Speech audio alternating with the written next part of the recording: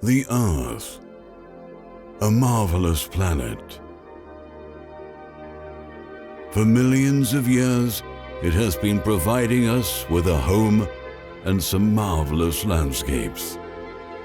We use the Earth to grow the food we need to survive, but that is not all.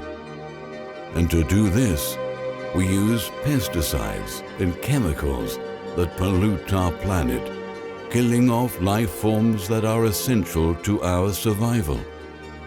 But we only have one Earth, and we all need to work towards saving it before it's too late. The dawn of a new era is about to begin.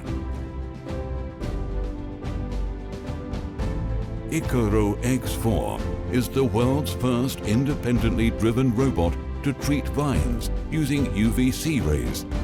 This robot acts independently to protect against fungal diseases in vineyards, reducing or even eliminating the need to use plant protection products.